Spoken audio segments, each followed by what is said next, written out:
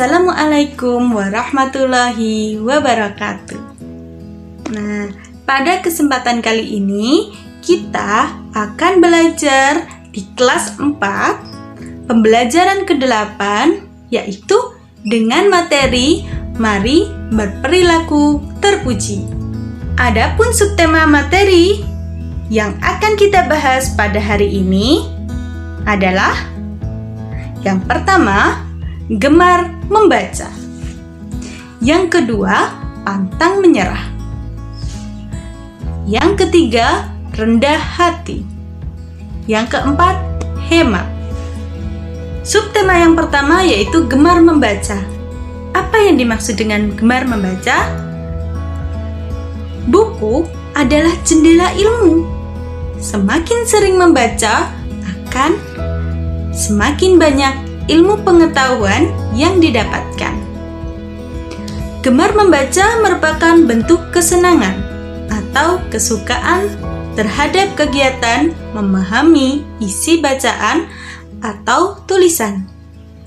Orang yang mendapatkan ilmu akan pandai dalam berbagai bidang. Nah, adapun manfaat dari gemar membaca yaitu yang pertama, melatih kemampuan otak.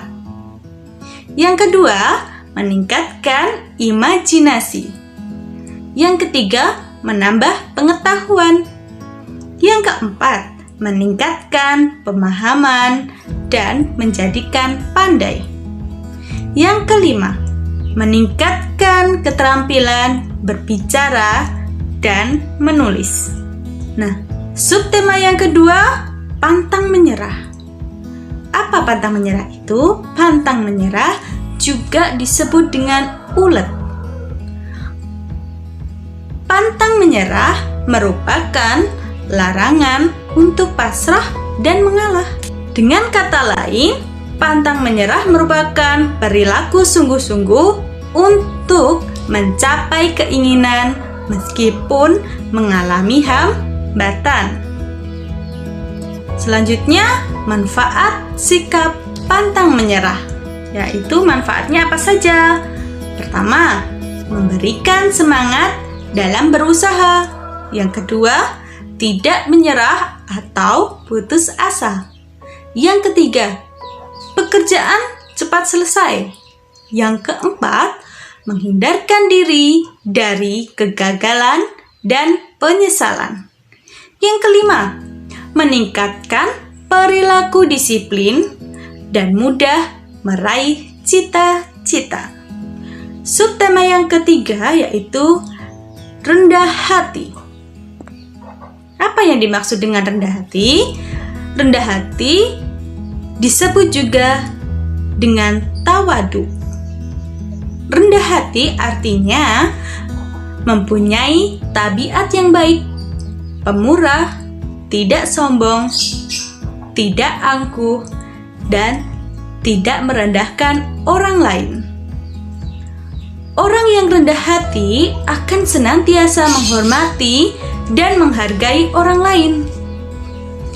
Perilaku rendah hati berbeda dengan perilaku rendah diri. Rendah diri berarti pesimis atau minder.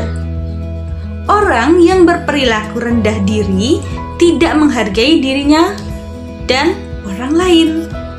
Lawan kata dari rendah hati adalah tinggi hati, takabur, sombong, ataupun angkuh.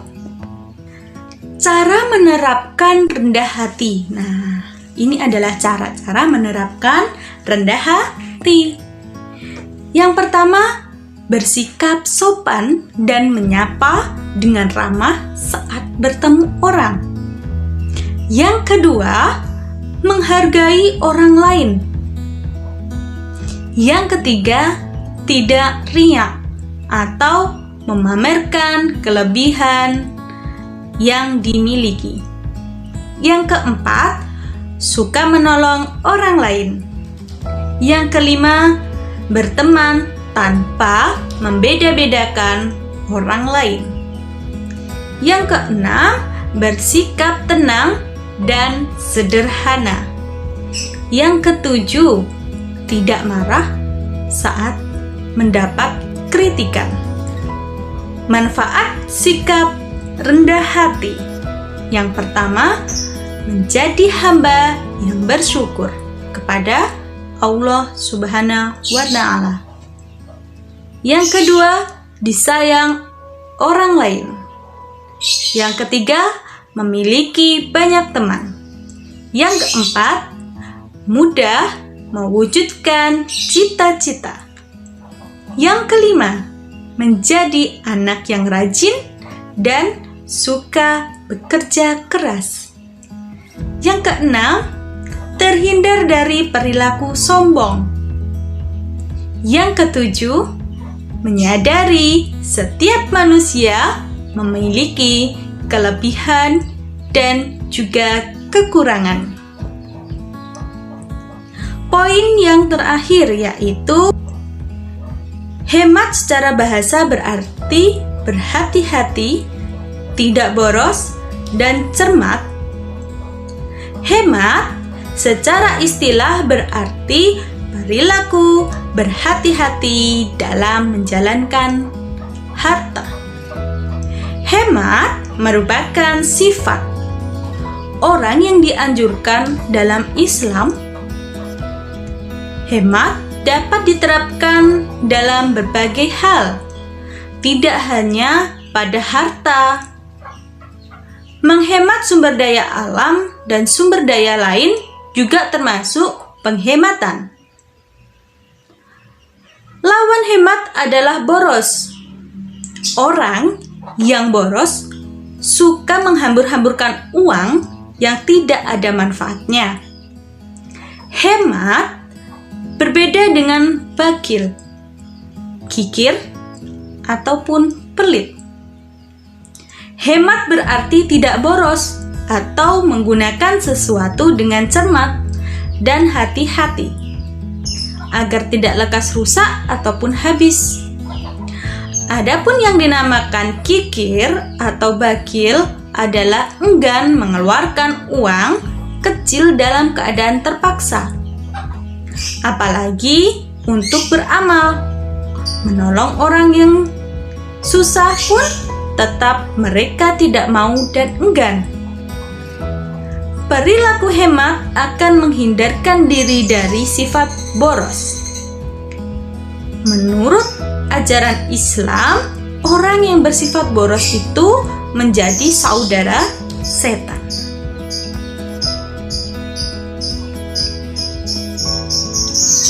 Contoh dari perilaku hemat, apa saja contohnya? Yang pertama, membeli jajan secukupnya dan menyisihkan selebihnya untuk ditabung. Yang kedua, menunda membeli barang yang tidak penting. Yang ketiga, tidak menunda-nunda tugas yang diberikan. Apabila ada tugas, segera diselesaikan. Yang keempat, membagi waktu dengan bijak antara belajar, beribadah, bermain, dan juga membantu orang tua. Yang kelima, menggunakan air secukupnya dan mematikan keran sudah selesai dipakai. Yang keenam, mematikan lampu dan TV jika sudah tidak dipakai.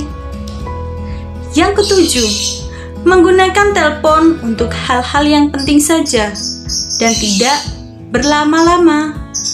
Yang kedelapan, menggunakan alat tulis untuk hal-hal yang berguna. Keuntungan hidup hemat yaitu apa saja keuntungannya? Mempunyai cadangan harta yang dapat digunakan saat benar-benar membutuhkan. Yang kedua, mampu mengatur kebutuhan hidup dengan harta yang terbatas. Yang ketiga, mendapat kemuliaan dari Allah Subhanahu wa Ta'ala. Baik, anak-anak, cukup sekian materi pada hari ini. Jangan lupa like, share, dan subscribe channel YouTube ini. KKG PAI Jatiroto. Wassalamualaikum warahmatullahi wabarakatuh.